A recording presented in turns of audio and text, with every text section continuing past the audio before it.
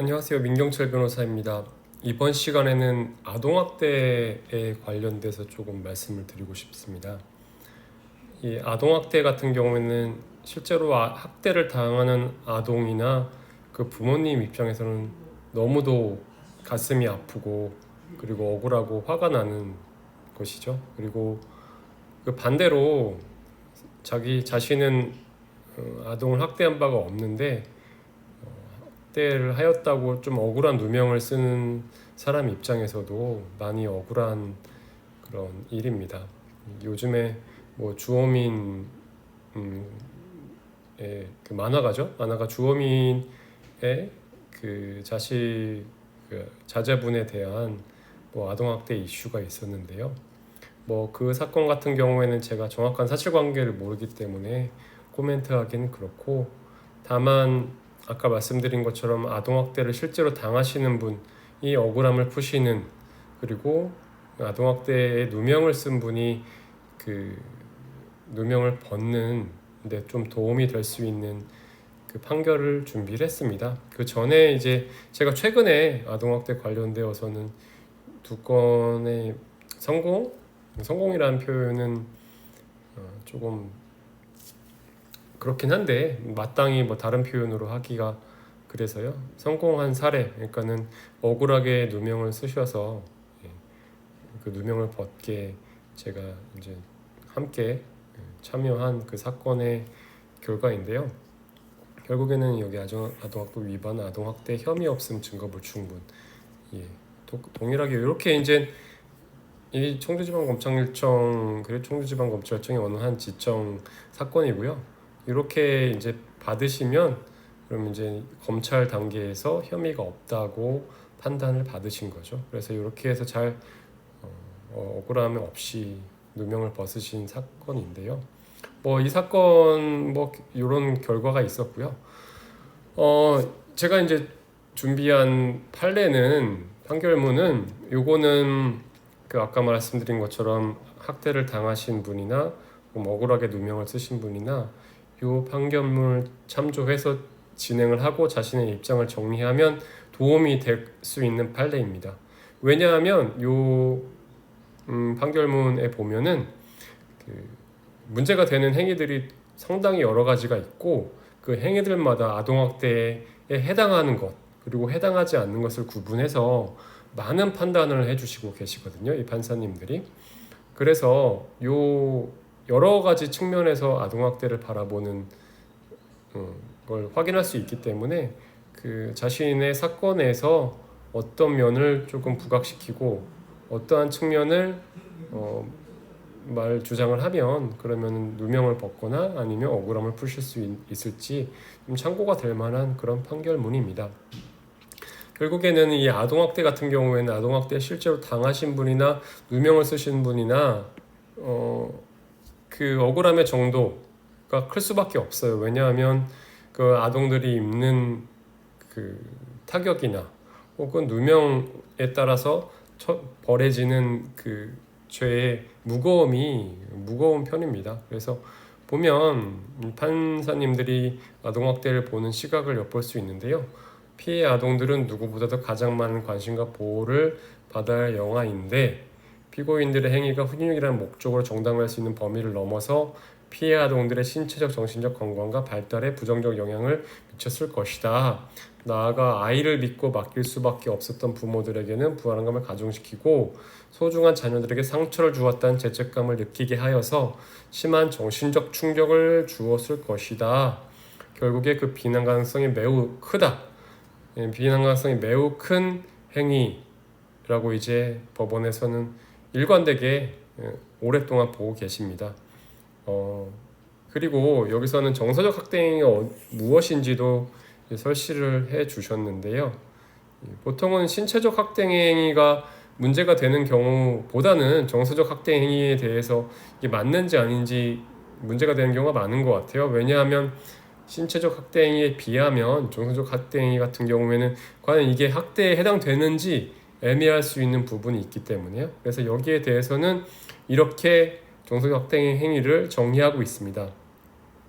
아동복지법의 입법 목적, 기본 이념 및 같은 법 제3조, 제7호, 제17조, 제5호의 내용 등을 종합을 하면 아동복지법상 금지되는 정서적 학대 행위란 정신적 폭력이나 가혹 행위로서 아동의 정신건강 또는 복지를 해치거나 정신건강의 정상적 발달을 저해할 정도 혹은 그러한 결과를 초래할 위험을 발생시킬 정도에 이르는 것을 말하고, 어떤 행위가 이에 해당하는지 여부는 행위자와 피해 아동과의 관계, 그리고 행위 당시 행위자가 피해 아동들에게 보인 태도, 피해 아동의 연령, 성별, 성향, 정신적 발달 상태, 건강 상태, 그리고 행위에 대한 피해 아동의 반응 및 행위를 전후로 한 피해 아동의 상태 변화, 그리고 행위가 발생한 장소와 시기, 행위의 정도와 태양, 행위에 이르게 된 경위, 행위의 반복성이나 기간, 행위가 피해 아동 정신건강의 정상적 발달에 미치는 영향 등을 종합적으로 고려해서 판단한다라고 하고 있고요. 이러한 일반적인 정의에 맞추어서 각각의 이 사건에서 문제가 된 행위를 좀 판단하는 것들을 예를 들어 드리면 도움이 될 것 같습니다. 여기 보면은 이렇게 판단했어요. 여러 명의 아동에게 로션을 발라 주어야 하는 상황에서 위생이나 방역 등을 고려하면 오히려 적절한 측면이 있다. 그렇죠? 아동학대가 아니라는 거, 정서적 학대가. 그러한 행위가 몇 초에 불과할 정도로 짧았고 로션을 바르는 전후로 다른 부적절한 행위가 보이지 않았다. 피해 아동들의 연령 발달 상태를 고려할 때 타인의 로션을 발라주는 것에 대한 거부감으로 몸이나 고개를 젖힐 수도 있다. 그렇죠? 결국에는 이러한 문구를 어느 쪽에서든, 피해를 받은 쪽에서든 그리고 학대의 누명을 쓴 쪽에서든 인용을 하실 수가 있을 것 같아요. 그리고 아이들이 부정적인 감정을 표출하거나 울음을 터뜨리는 일 없이 다른 아동들과 자연스럽게 어울렸다. 또 잠을 청하기도 하였다. 그래서 정신건강의 정상적인 발달에 저해되거나 위험이 초래되었다고 보기도 어렵다. 이렇게 판단하신 부분도 있고요. 또 이때는 아동이 이제 울음을 터뜨렸죠. 근데 피해 아동이 울음을 터뜨렸다는 것만으로 피고인의 정행위를 정서적 학대에 해당한다고 단정할 수는 없다. 그리고 행위 전후에 그런 학대 같은 행위가 반복되었는지도 보아야 한다. 그리고 이게 이제 이 부분도 학대가 아니라고 본 건데요. 사실 이렇게 판단을 했어요. 피고인의 위와 같은 행위가 보육교사로서 적절하다고는 볼 수 없으나, 하지만 다음과 같은 사정에 보면은 형법상 죄로 다스릴 수는 없다는 거죠. 유형력의 정도가 경미하다. 그리고 다시 손을 사용해서 부드럽게 피해 아동을 옆으로 돌려주었다. 그러니까는 자세를 처음에는 발로 이렇게 교정을 했다가 손을 사용 다시 했다. 그리고 이러한 것들이 취침 자세를 고쳐주기 위한 것이고, 피해 아동도 이를 어렴풋하게나마 이해할 수 있었을 것으로 보인다. 그리고 장시간 지속되거나 반복된 것을 되었다고 볼 수는 없다. 이런 점을 좀 고려하셔서 판단하신 거고요. 그리고 간헐적으로 이루어진 것에 불과하다. 시간이 길게 경과되지 않았다. 그리고 행위가 종료한 이후에 피해 아동과 부드럽게 동행하기도 하였다. 그리고 아동이 약간의 기피감이나 두려움을 표출한 것 이외에 울음을 터뜨린다거나 특별히 부정적인 감정을 표출한 것으로 보이진 않고, 같은 교실에서 곤충 모형을 본 다른 아동의 반응과 크게 다른 반응을 보이지도 않았다.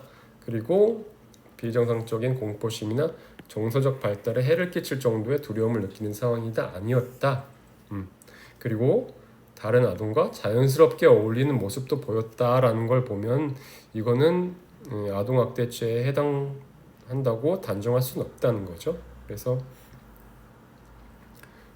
결국에는 어떠한 그 교사가 행동을 하였을 때 그게 무관심한 척 방치하는 것보다는 정당한 훈육 방법으로 될 수 있는 것이라면 아동학대에 해당되지 않는다는 것이고요.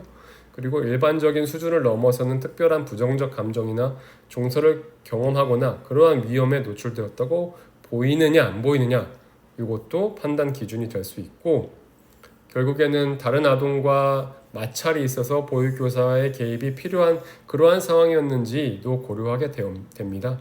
그래서 이러한 점들을 좀 고려하면 피해 아동의 입장에서도 이러한 기준들을 참고하여서 자신이 받은 그러한 어떤 행위가 이러한 잣대에 비추었을 때 아동학대에 해당한다라고 주장할 수 있을 것이고, 혹은 억울하게 누명을 쓴 분 입장에서도 이러한 기준에 비추어서 이건 아동학대에 해당되지 않겠다라고 주장할 수 있을 것입니다. 이렇게 조금 피해는 회복하고 누명은 벗어나길 바라는 마음에서 영상을 만들어 보았습니다. 감사합니다.